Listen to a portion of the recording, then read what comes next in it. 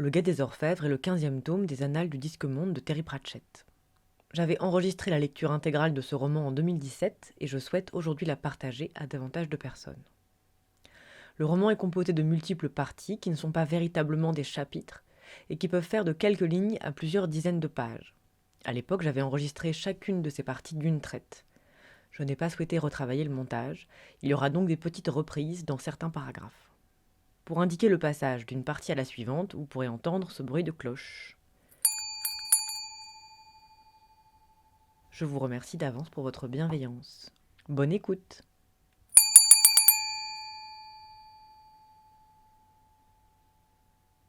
L'agent principal Bourricot gravissait laborieusement les marches à l'intérieur de la tour de l'art et rouspétait tout seul. Il savait qu'il n'avait pas à se plaindre. Ils avaient tiré au sort parce qu'on ne pouvait pas, selon Carotte, demander aux hommes de faire ce qu'on ne ferait pas soi-même. Et c'était lui qui avait tiré la paille la plus courte, très drôle, laquelle attribuait le bâtiment le plus haut. Autant dire que s'il y avait le moindre grabuge, il allait le rater. Il ne prêta aucune attention à la corde fine qui pendait de la trappe loin au-dessus de lui. Et quand bien même, ce n'était qu'une corde. Gaspode leva la tête dans l'obscurité. Un grognement lui parvint de quelque part dans le noir. Ce n'était pas un grognement de chien ordinaire. Les hommes du passé en avaient entendu de semblables du fond de leur caverne.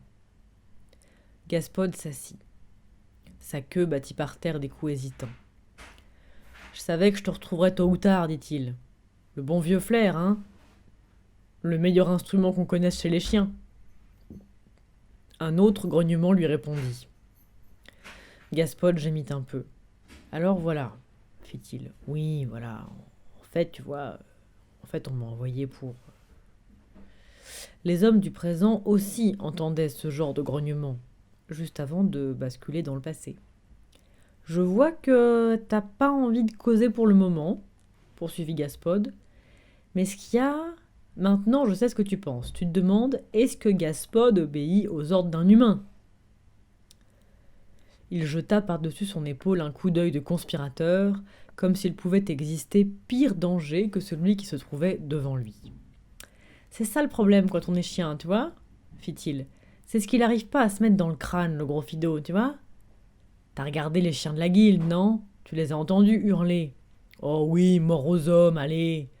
Mais derrière tout ça, il y a la peur. La voix qui dit « vilain chien ».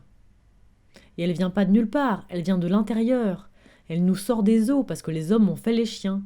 Je connais ça. J'aimerais mieux pas, mais c'est comme ça. Voilà le pouvoir, la connaissance. J'ai lu des bouquins, moi. Dévorés même. Les ténèbres restaient silencieuses. Et toi, t'es louve et humaine à la fois, pas vrai ? Pas facile comme situation. Je comprends ça. Une espèce de dichotomie, quoi. T'es un peu comme un chien, du coup. Parce qu'un chien, c'est comme ça, en fait. Moitié loup, moitié humain. T'avais raison là-dessus. On a même des noms. Ha ! On a le corps qui dit un truc et la tête un autre. Chien, c'est vraiment une vie de chien. Et je parie que tu peux pas quitter ce gars-là. Pas vraiment. C'est ton maître. Les ténèbres étaient encore plus silencieuses. Gaspode crut percevoir un mouvement. Il veut que tu reviennes.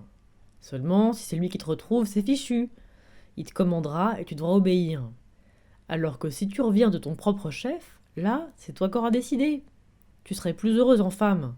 Je veux dire, qu'est-ce que j'ai, moi, à t'offrir à part des rats et un assortiment de puces ?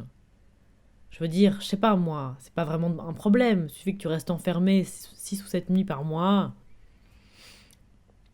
Angois hurla. Les poils qui restaient encore sur le dos de Gaspode se dressèrent tout droit. Il s'efforça de se rappeler quelle veine était sa jugulaire. « Je veux pas être obligé d'aller te chercher, dit-il. » Chacune de ces paroles était criante de vérité. « Je vais quand même y aller, » ajouta-t-il en tremblant. Quelle chiotte, la condition de chien. Il réfléchit encore un peu, puis soupira. « Oh, je me rappelle, c'est celle qui est dans le cou, dit-il. Vimer sortit au soleil, sauf qu'il n'y en avait guère. Des nuages arrivaient du moyeu. Et Détritus? Clang. Capitaine Vimer, mon capitaine! Qui sont tous ces gens? Agent du guet, mon capitaine! Vimer observa d'un œil étonné la demi-douzaine de gardes de taille variée. Vous êtes qui, vous? Agent Rolf Pyjama, mon capitaine. Et front de taille? J'ai rien fait. Rien fait, mon capitaine! Barria Détritus. Front de taille? Dans le guet? Clang.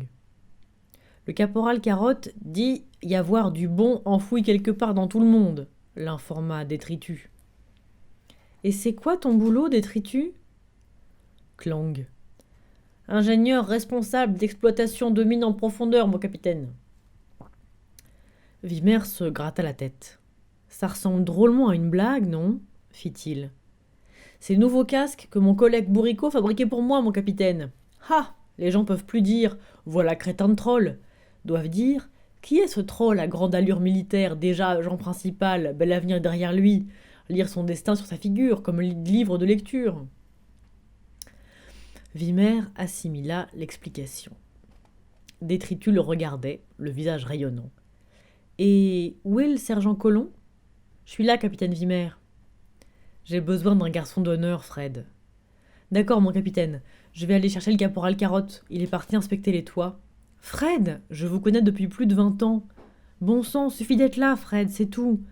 Vous faites ça parfaitement. » Carotte déboula au pas de course. « Pardon d'être en retard, capitaine Vimer. On voulait vous faire la surprise. »« Quoi? Quelle surprise ?» Carotte plongea la main dans sa bourse. « Alors voilà, mon capitaine. Au nom du guet, enfin de presque tout le guet... »« Minute, l'interrompit Colomb. V'là sa seigneurie. » Un cataclope de sabots et un cliquetis d'attelage signalaient l'arrivée de la voiture du seigneur Veterini. Carotte se retourna pour y jeter un coup d'œil, puis un second plus appuyé, et il leva la tête. Il saisit un reflet de métal sur le toit de la tour. « Sergent, qui est à la tour ?» demanda-t-il. « Bourricot, chef. »« Ah, d'accord. » Il toussa. « Alors voilà, mon capitaine. On s'est tous cotisés et... » Il marqua un temps. « L'agent principal Bourricot, c'est ça ? Ouais, on peut compter sur lui. » La voiture du patricien était maintenant à mi-chemin de la place Sator. Carotte distinguait la silhouette mince et sombre, assise sur le siège arrière. Il leva les yeux vers la masse grise de la tour. Il s'élança à toutes jambes. « Qu'est-ce qui se passe ?» fit Colomb. Vimer s'élança à son tour. Les phalanges de Détritus heurtèrent bruyamment les pavés quand il s'ébranla lui aussi à la suite des deux autres. Et Colomb comprit soudain.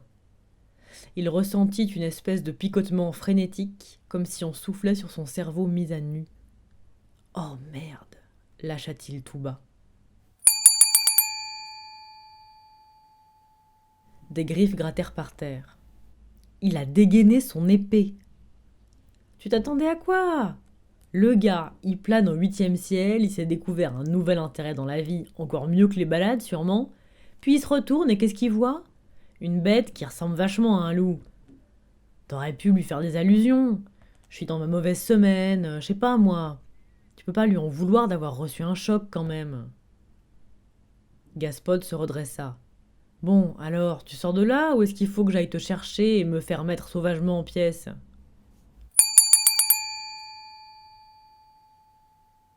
Le seigneur Veterini se leva en voyant le guet se précipiter vers lui. Ce qui explique pourquoi la première balle lui transperça la cuisse au lieu de la poitrine.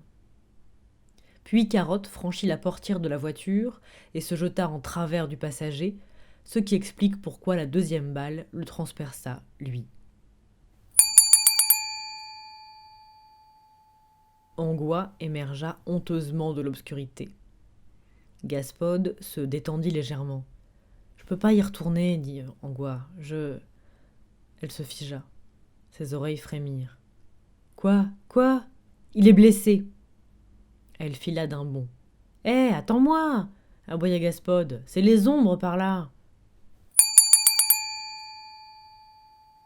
Une troisième balle fit voler un éclat de détritus, lequel rentra brutalement dans la voiture et la renversa sur le flanc en brisant net les traits. Les chevaux s'échappèrent tant bien que mal. Le cocher avait déjà mis promptement en parallèle ses conditions de travail et son salaire avant de s'esquiver dans la foule. Vimer s'arrêta en dérapant derrière la voiture renversée. Une autre balle ricocha sur les pavés près de son bras. Détritus ? Mon capitaine ? Comment ça va ? Suinte un peu, mon capitaine. Une balle frappa la roue de la voiture au-dessus de la tête de Vimer et la fit tourner. Carotte ? M'a traversé l'épaule, mon capitaine. Vimer se déplaça doucement sur les coudes. Bonjour, votre seigneurie, dit-il d'un ton dément. Il se pencha en arrière et sortit un cigare mutilé. Vous avez du feu ? Le patricien ouvrit les yeux. Ah, capitaine Vimer, et qu'est-ce qui se passe maintenant ? Vimer sourit. Marrant, songea-t-il. Je ne me sens vraiment vivant que quand on essaye de me tuer. C'est dans ces moments-là qu'on remarque le bleu du ciel. Enfin, pas franchement bleu actuellement. Il y a de gros nuages là-haut, mais je les remarque. On attend le prochain tir, dit-il, et après on fonce se trouver un meilleur abri. Il me semble que je perds beaucoup de sang, dit le seigneur Veterini. Personne ne serait douté que vous en aviez dans les veines, répliqua Vimer, avec la franchise de ceux qui ont la quasi-certitude de mourir. Et toi, ça va, Carotte ? J'arrive à bouger la main. Ça fait mal, cette sonnerie, mon capitaine. Mais vous m'avez l'air plus mal en point. Vimer baissa les yeux. Il avait du sang plein ses vêtements. Un éclat de caillou a dû me toucher, dit-il. Je ne l'ai même pas senti. Il s'efforça de se représenter le fusil en esprit. 6 tubes, tous alignés, chacun contenant sa balle de plomb et sa charge de poudre numéro 1, distribués dans le fusil comme des carreaux d'arbalète. Il se demanda combien de temps il faudrait pour en mettre 6 autres à la place. Mais là où il est, on le tient. Il n'existe qu'une façon de descendre de la tour. Ouais, on est peut-être assis à découvert pendant qu'il nous lâche des balles de plomb, mais là où il est, on le tient. Ahanant et pétant nerveusement, Gaspode courait en traînant la jambe dans le quartier des ombres lorsqu'il aperçut un spectacle qui le démoralisa encore davantage. Un petit groupe de chiens devant lui, plus loin. Il se tortilla et se fraya un chemin à travers un enchevêtrement de pattes. Angois, aux abois, occupait le centre d'un cercle de crocs. Les aboiements cessèrent. 2 grands chiens s'écartèrent et Gros Fido s'avança précieusement. « Comme ça, fit-il, ce qu'on a là n'a rien à voir avec un chien. Une espionne peut-être. On a toujours des ennemis, partout. Ils ressemblent à des chiens, mais à l'intérieur, ce ne sont pas des chiens. Qu'est-ce que tu faisais ?» Angois gronda. « Oh merde, songea Gaspode. Elle arriverait sans doute à en démolir quelques-uns, mais ce sont des cabots de la rue, ceux-là. » Il passa en se tortillant sous 2 bêtes et déboucha dans le cercle. Gros Fido tourna ses yeux rouges vers lui. « Et voilà Gaspode, dit le caniche, j'aurais dû m'en douter. »« Tu la laisses tranquille, fit Gaspode. »« Oh, tu te battrais contre nous pour elle, hein ? J'ai le pouvoir, tu le sais. Je vais le faire. Je vais m'en servir. »« On n'a pas le temps, grogna Angois. »« Tu ne t'en serviras pas, dit Gros Fido. »« Si. Tous les chiens se retourneraient contre toi. J'ai le pouvoir, moi. Reculez, vous tous. »« Quel pouvoir ? Demanda Brutus. Il bavait. « Gros Fido est au courant, répondit Gaspode. Il a étudié la question. Maintenant, elle et moi, on va s'en aller, d'accord ? Bien gentiment. » Les chiens regardèrent Gros Fido. « Attrapez-les, dit-il. » Angois découvrit les crocs. Les chiens hésitèrent. Le loup a la mâchoire 4 fois plus puissante que le chien, dit Gaspode. Et encore, un loup ordinaire. Qu'est-ce que vous attendez, vous tous cracha Gros Fido. Vous êtes la meute. Pas de pitié. Attrapez-les. Mais une bande de loups ne réagit pas ainsi, avait dit Angois. Une bande est un regroupement d'individus indépendants. Une bande ne bondit pas parce qu'on le lui a ordonné. Elle bondit parce que chaque individu, en même temps que les autres, décide de bondir. 2 des plus grands chiens se ramassèrent. Angois tourna la tête d'un côté puis de l'autre dans l'attente du premier assaut. Un chien gratta de la patte par terre. Gaspode prit une inspiration profonde et tint ses mâchoires prêtes. Les chiens bondirent. « Assis !» lança Gaspode en langage humain plutôt potable. L'ordre se répercuta dans toute la ruelle et 50% des bêtes obéirent. Dans la plupart des cas, ce furent les 50% arrière. En plein bond, les chiens sentirent leurs pattes traîtresses se replier sous eux. « Vilain chien !» Puis une honte canine irrésistible les fit machinalement reculer, une manœuvre déconseillée en plein vol plané.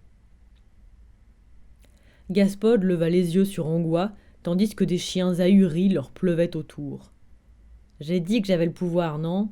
dit-il. « Maintenant on fonce. » Les chiens ne sont pas comme les chats qui supportent l'homme en s'amusant le temps qu'il invente un ouvre-boîte adapté aux pattes animales. L'homme a créé le chien. Il a pris le loup et lui a donné des attributs humains, une intelligence superflue, un nom, le désir d'appartenance et un complexe d'infériorité spasmodique. Tout chien fait des rêves de loup et sait qu'il rêve de mordre son créateur. Tout chien sait au fond de lui qu'il est un vilain chien. Mais les jappements furieux de Gros Fido rompirent le charme. « Attrapez-les !» Angois galopait sur les pavés. Il y avait une charrette à l'autre bout de la ruelle. Et de l'autre côté de la charrette, un mur. « Pas par là !» gémit Gaspode. Des chiens les poursuivaient en se bousculant. Angois bondit sur la charrette. « Je peux pas grimper là-haut !» fit Gaspode. « Pas avec ma patte !» Elle sauta à terre, le saisit entre ses dents par la peau du cou et bondit une nouvelle fois sur la charrette. Il y avait un toit de remise par derrière, une saillie au-dessus, puis quelques tuiles glissèrent sous les pattes d'Angois et dégringolèrent dans la ruelle. Une maison. « Je me sens pas bien. »« Que quoi ?» Angois courut le long du faîte du toit, sauta par-dessus la ruelle de l'autre côté et atterrit lourdement sur du chaume déjà ancien. « Ah ! Tais-toi !» Mais les chiens les suivaient. Les ruelles des ombres n'étaient pas larges. Une autre ruelle étroite leur passa dessous. Gaspode pendouillait dangereusement dans la gueule du loup-garou. « Ils sont toujours derrière nous !» Gaspode ferma les yeux tandis qu'Angois bandait ses muscles. « Oh non, pas la rue de la Mélassière !» Il sentit une accélération soudaine, suivie d'un instant de calme. Il ferma les yeux. Angois atterrit. Ses pattes grattèrent un moment sur le toit humide. Des ardoises cascadèrent dans la rue, puis elle bondit vers le faîte. « Tu peux me poser maintenant ?» dit Gaspode. « Là, tout de suite. Les voilà. » Les chiens de tête arrivèrent sur le toit d'en face, virent l'espace béant et voulurent faire demi-tour. Des griffes glissèrent sur les tuiles. Angois se retourna, cherchant sa respiration. Elle s'était efforcée d'éviter de respirer durant cette première course folle. Elle aurait respiré Gaspode. Ils entendirent le jappement rageur de Gros Fido. « Froussard, ça fait même pas 6 mètres de large, c'est rien du tout pour un loup. » Les chiens évaluèrent la distance avec méfiance. De temps en temps, un chien doit se résoudre à se demander « À quelle espèce j'appartiens ?» « C'est facile, je vais vous montrer. Regardez !» Gros Fido reprit vite un peu de chant, marqua un temps, se retourna, fonça et sauta. Sa trajectoire décrivit à peine une courbe. Le petit caniche accéléra durant son vol, davantage mu par la folie qui lui enfiévrait le cerveau que par les muscles. Ses pattes antérieures touchèrent les ardoises, griffèrent un instant la surface lisse et ne trouvèrent aucune prise. En silence, il glissa en arrière sur la pente du toit, franchit le bord et resta suspendu. Il leva les yeux vers le chien qui l'agrippait. « Gaspode, c'est toi ?»« Ah non !» répondit Gaspode, la gueule pleine. Le caniche ne pesait pas bien lourd, mais Gaspode n'était pas bien gros non plus. Il s'était précipité et avait tendu les pattes pour supporter la traction, mais elle ne trouvait guère d'appui. Il glissa inexorablement jusqu'à ce que ses antérieurs finissent dans la gouttière qui se mit à grincer. Gaspode eut une vue imprenable sur la rue, 3 étages plus bas. « Oh merde !» fit-il. Des mâchoires se refermèrent sur sa queue. « Lâche-le !» dit Angois d'une voix indistincte. Gaspode essaya de faire non de la tête. « Arrête de bouger comme ça !» dit-il du coin de la gueule. « Un chien courageux, héros du jour. Hostage sur les toits par un chien intrépide. Non !» La gouttière grinça encore. « Elle va céder, songea-t-il. Tout moi, ça. » Gros Fido se débattait en tournoyant. « Pourquoi tu me tiens ?»« Ton collier, » répondit Gaspode entre ses dents. « Hein ? Il y en a marre de ce truc-là. » Le caniche essaya de se tortiller, gigota brutalement des pattes dans le vide. « Arrête ça, sale con, tu vas nous faire tous tomber !» grogna Gaspode.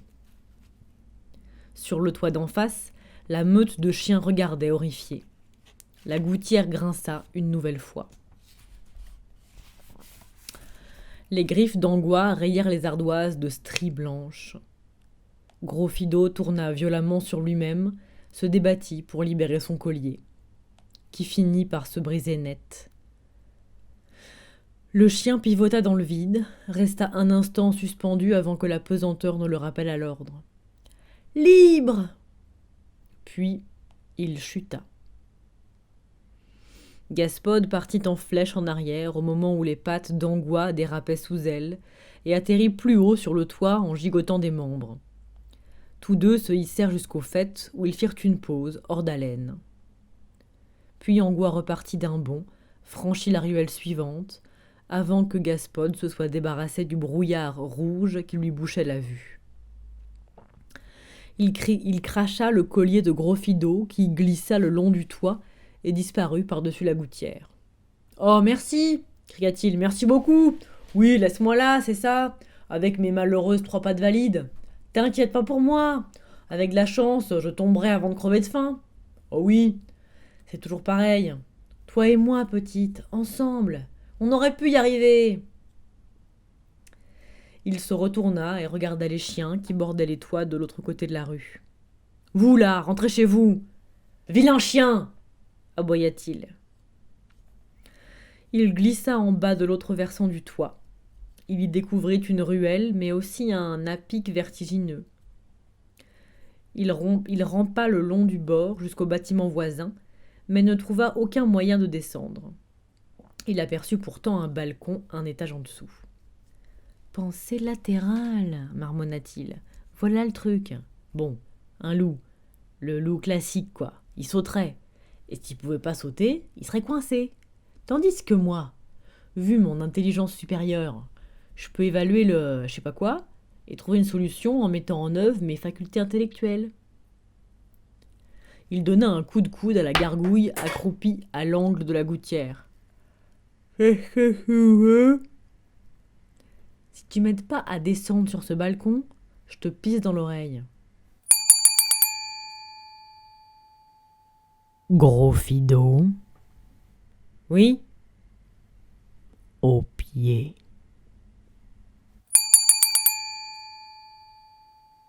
En fin de compte, 2 théories s'opposèrent à propos de la mort de Gros Fido. La première, avancée par le chien Gaspode, fondée sur l'observation des faits, prétendait que le vieux Ron l'infect avait ramassé sa dépouille pour la vendre 5 minutes plus tard à un fourreur et que le caniche avait revu le jour sous forme de cache-oreille et d'une paire de gants laineux. Selon la seconde, à laquelle adhéraient tous les autres chiens, et fondait sur ce qu'on pourrait peut-être appeler la vérité du cœur, il avait survécu à sa chute et menait depuis une immense bande de loups des montagnes qui semaient la terreur la nuit dans les fermes isolées. Ce qui rendait aux adeptes de cette théorie les fouilles dans l'état d'ordure et les quêtes de restes à l'arrière des cuisines, disons, plus supportables.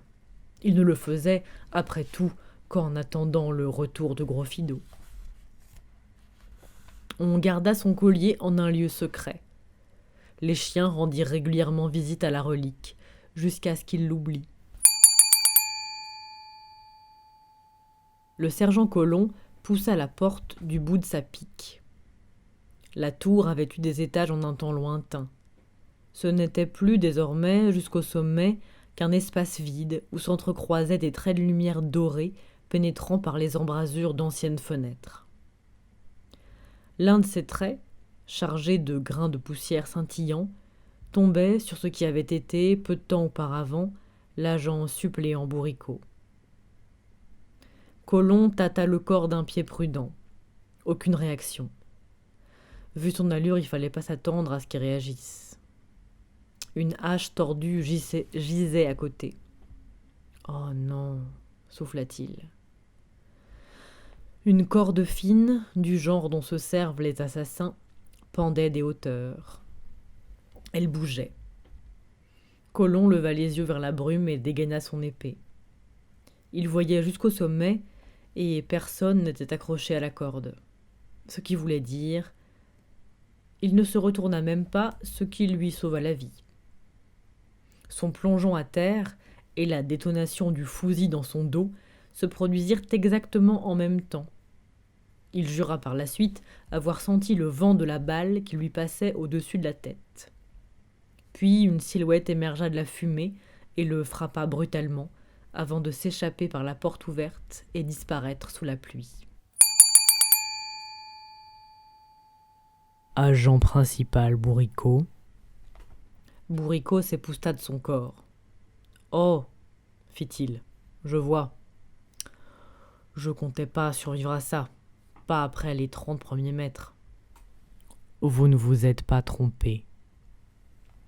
Le monde irréel des vivants s'estompait déjà, mais le nain lança un regard furieux au reste tordu de sa hache.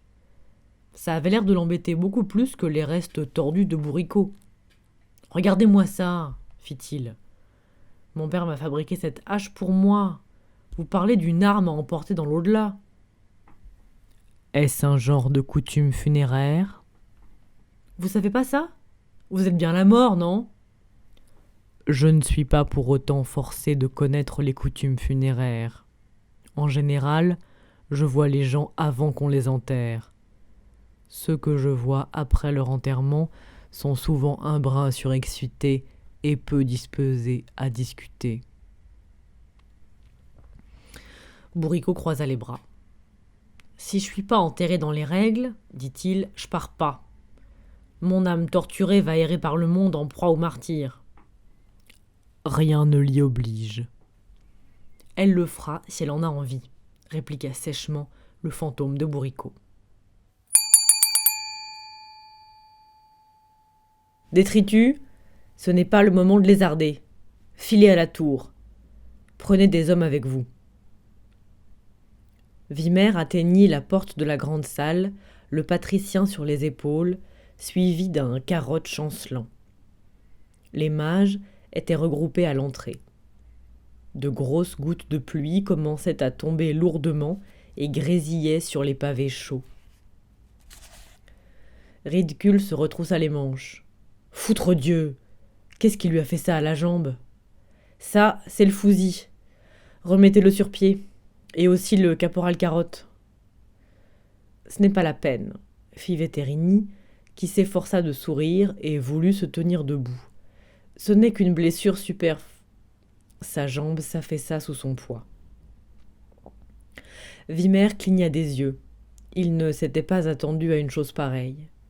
Le patricien, c'était celui qui détenait toujours les réponses, que rien ne surprenait. Vimer sentit que l'histoire battait de l'aile. On peut s'occuper de cette affaire, mon capitaine, dit Carotte. J'ai des hommes sur les toits et la ferme. Reste ici, c'est un ordre.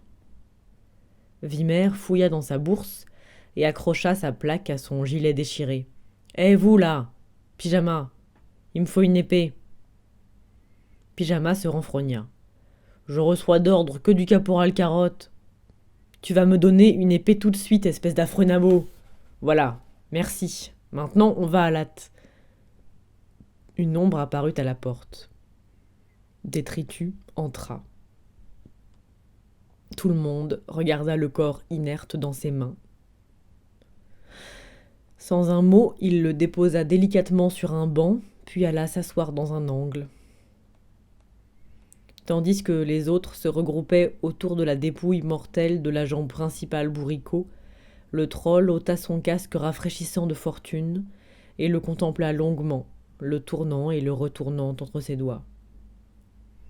Il était par terre, expliqua le sergent Colomb en s'appuyant au chambranle de la porte. On a dû le pousser de tout en haut de l'escalier. Et il y avait quelqu'un d'autre. Il a dû dégringoler le long d'une corde et m'a flanqué un sacré nion dans la tempe. Pour un denier, on ne mérite pas de se faire pousser du haut d'une tour, dit vaguement Carotte. C'était mieux lors de l'affaire du dragon, songea Vimer. Lui au moins restait un dragon après avoir tué. Où qu'il aille, on pouvait toujours dire « c'est un dragon, ça ». Il ne sautait pas en vitesse par-dessus un mur pour devenir quelqu'un d'autre. On savait toujours contre quoi on se battait. Pas besoin de... « C'est quoi ça dans la main de Bourricot ?» fit-il. Il s'aperçut qu'il l'avait regardé un moment sans le voir. Il tira dessus. Un bout de tissu noir. « C'est ce que portent les assassins ?» constata un colon ébahi. « Comme des tas de gens, dit Ridicule. Noir, c'est noir. » Vous avez raison, fit Vimer. Déclencher une action à partir d'un tel indice, ce serait prématuré. Je me ferais sûrement virer, vous savez. Il agita le tissu sous le nez du seigneur Vétérini. Des assassins partout, dit-il, qui montent la garde. Apparemment, ils n'ont rien remarqué, hein. Vous leur avez donné ce putain de fusil parce que vous pensiez qu'ils seraient les plus aptes à le garder. Vous n'avez jamais pensé à le remettre aux gardes ? On va pas se lancer à sa poursuite, caporal Carotte ? Demanda Pyjama. À la poursuite de qui ? Et le poursuivre où ? Fit Vimer. Il a flanqué un coup sur la tête de ce vieux Fred et s'est carapaté. Il a pu tourner vite fait au premier croisement, balancer le fusil par-dessus un mur et ni vu ni connu. On ne sait pas qui chercher. Moi, si, dit Carotte. Il se leva en se tenant l'épaule.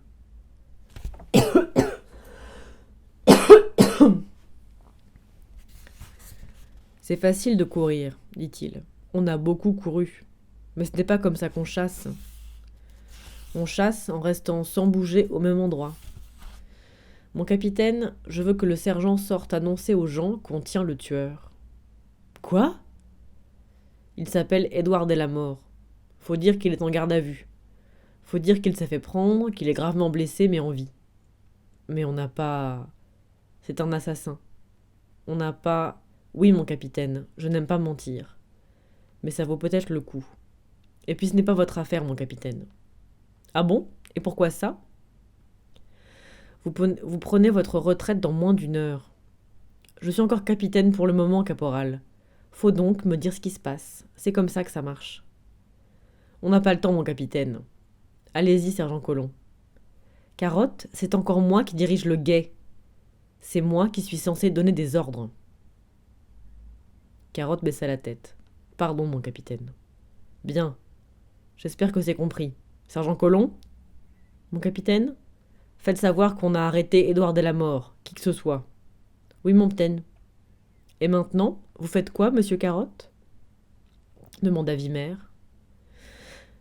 Carotte regarda le groupe de mages. Excusez-moi, mon capitaine ? Ouc. D'abord, faut aller à la bibliothèque.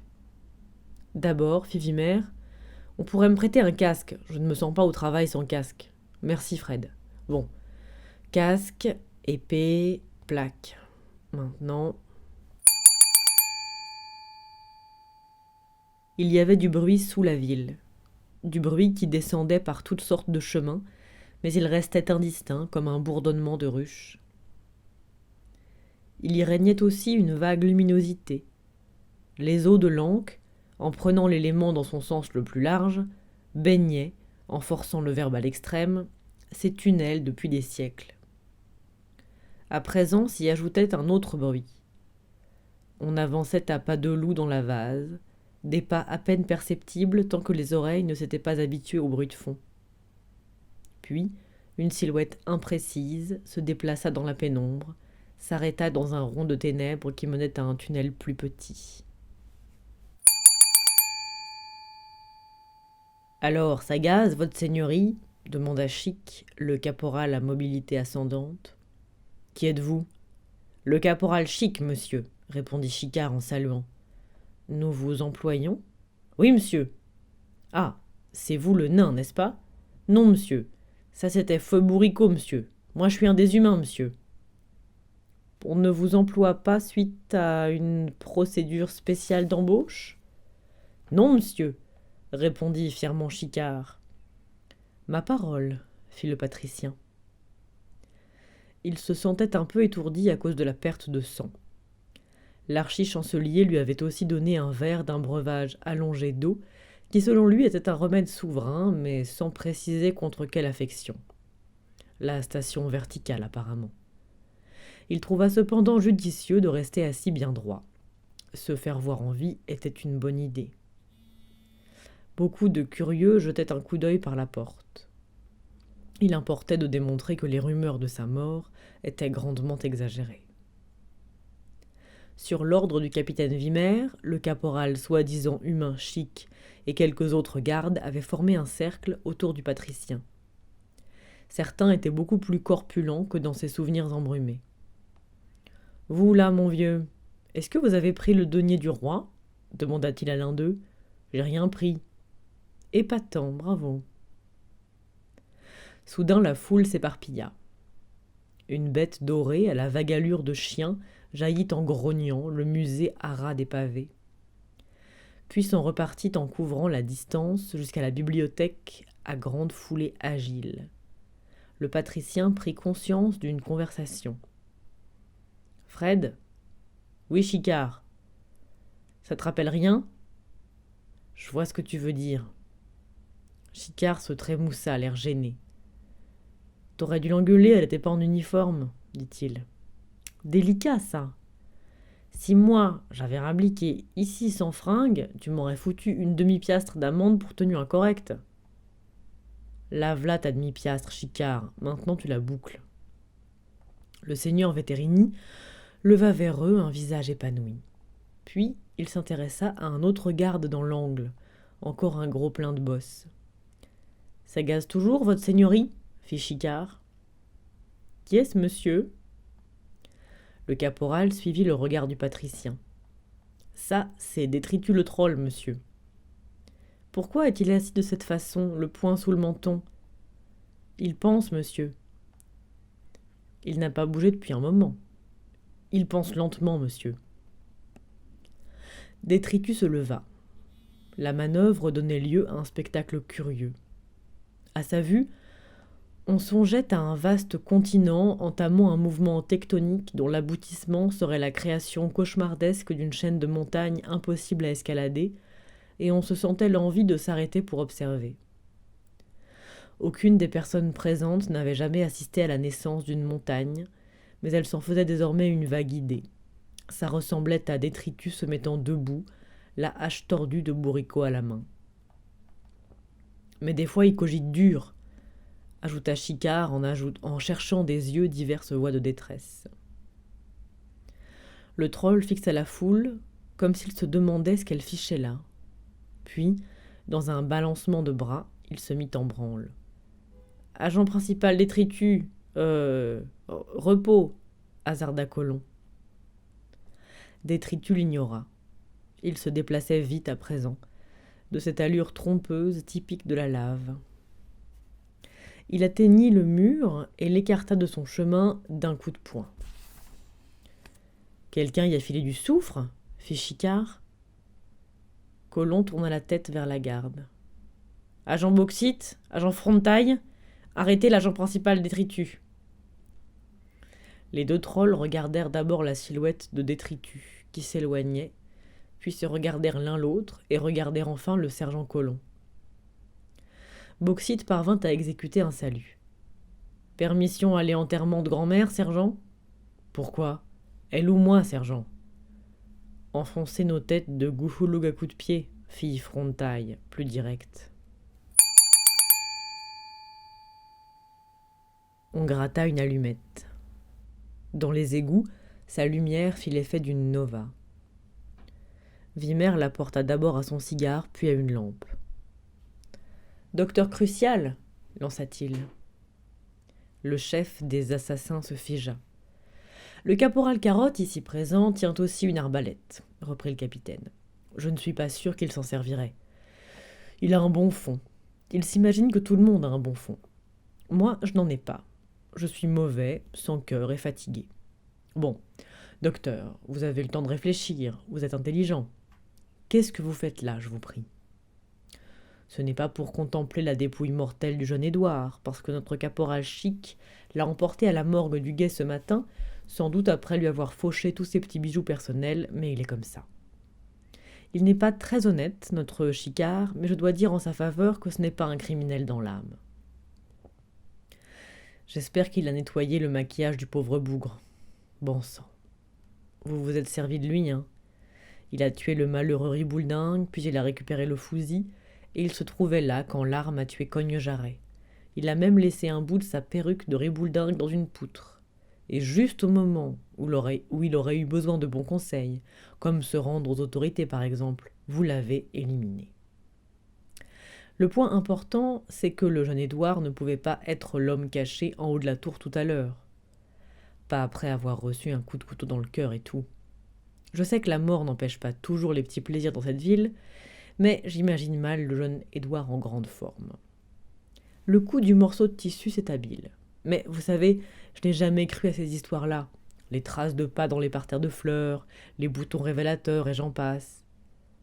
On se figure qu'une enquête de police, c'est ça. Pas du tout. Une enquête, c'est la plupart du temps de la chance et de la transpiration. Mais des tas de gens croient ça. Je veux dire, il est mort depuis... quoi ? Moins de 2 jours. Il fait bien frais ici.